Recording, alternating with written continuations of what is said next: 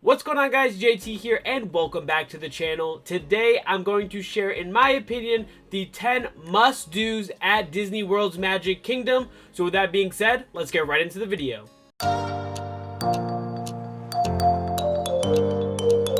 Alright guys, so this list is going to be attractions and shows at the Magic Kingdom that I think you need to do at your park day. And starting off with number 10 is the Festival of Fantasy Parade.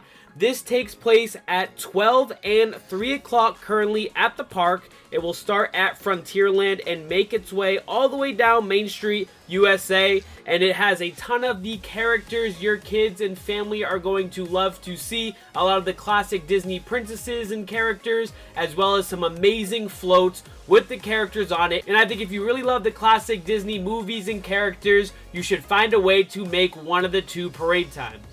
At number 9 for me is the Haunted Mansion ride. This ride is a slow-moving, family-friendly, dark ride that immerses guests in spooky, humorous, and gothic atmosphere featuring 999 happy haunts. It's located in the Liberty Square and takes guests through a haunted estate via two-person rotating cars known as the Doom Buggies. For me, this is classic Disney at its best with amazing storytelling and in such an immersive ride and experience. I don't think it's over the top, too spooky or scary for kids either. The pre-show might be a little much for some kids, but overall, I think the ride is so much fun and it gives a little spooky, family-friendly atmosphere that you can't miss.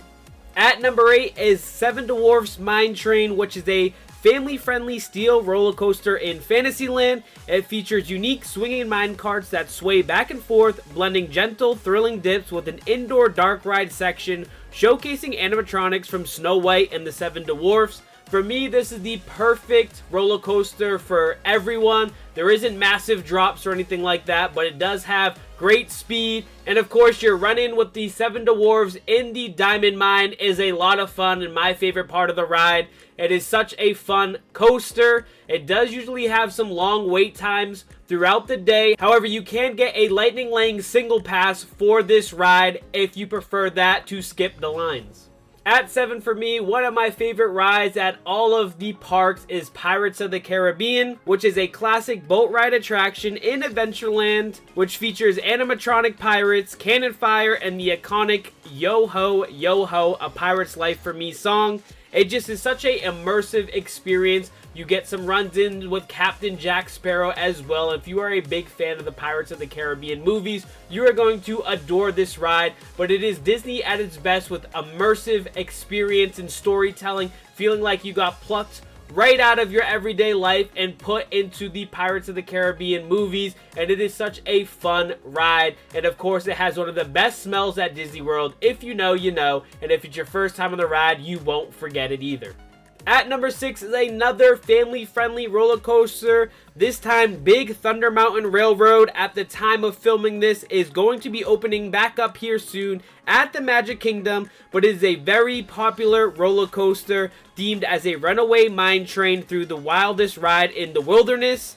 It is known for its thrilling but not overly intense drops, turns, and speed, making it a great first roller coaster for kids, and features detailed scenery of canyons in an old mining town in caverns. This ride is being freshly refurbished, so I expect this ride when it reopens to be smooth with a brand new track, and it is a absolutely phenomenal roller coaster for families of all ages, and definitely something you're going to want to go on at the Magic Kingdom. At number 5 is Tiana's Bayou Adventure, formerly known as Splash Mountain. It is a log flume water ride featuring a new story based on The Princess and the Frog, where guests help Tiana find musicians for a Mardi Gras party. The ride maintains the same layout, including the iconic 50-foot drop, and guests are guaranteed to get wet.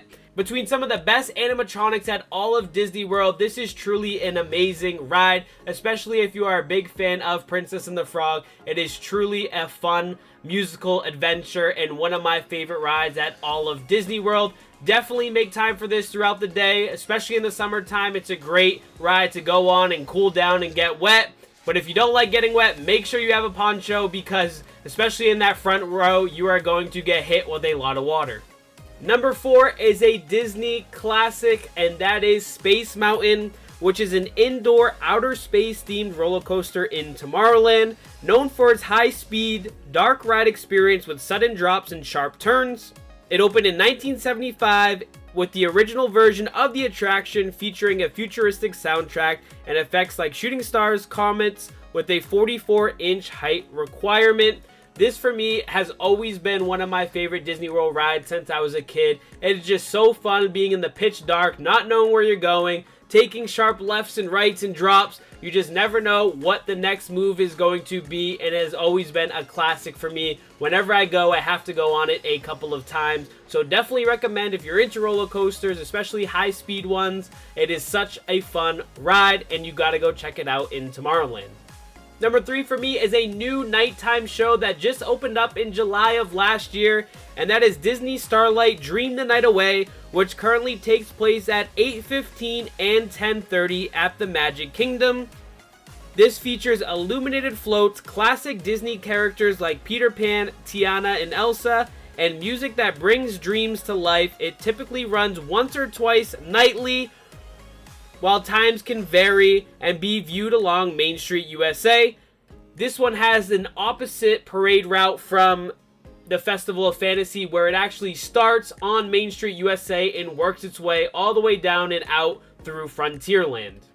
Just the scale of these floats are absolutely amazing, and the lights, how many lights are on these floats, really just illuminate it through the night sky. And it's just such a magical experience when you're experiencing this at nighttime. There's nothing better than the Disney parks at night, in my opinion. And then this show just really adds to it with that magic on Main Street. Watching this with your family is phenomenal. So definitely prepare for one of the two shows, if not going to both. It is certainly worth it. As you can see from some of these videos, it is a phenomenal nighttime experience. At number 2 for me is a top 3 ride at all of Disney World, and that is Tron Light Cycle Run, also in Tomorrowland. This is a high-speed steel motorbike style roller coaster featuring a 59.3 mile-per-hour launch under a glowing canopy, making it one of Disney's fastest, with a 60-second high-intensity ride experience themed to the Tron franchise. There is nothing like that Tron launch. It is the best feeling in the world, and I definitely recommend, if you can, make this part of your nighttime plans, because I think the ride is even better at nighttime with the glowing canopy. But this is a phenomenal ride. Your biggest critique after it will be that it is too short, but it is still such an amazing ride, and you will absolutely adore it. Another one where you can get a single lane pass if you don't want to wait in the standby line, as this is one of the most popular rides at the Magic Kingdom, but you certainly can't miss it, whether you get to it instantly right when you get to the park or wait till the end of the day. You have to go on this ride at least once before you leave. And last but not least, my favorite show at all of Disney World, Happily Ever After.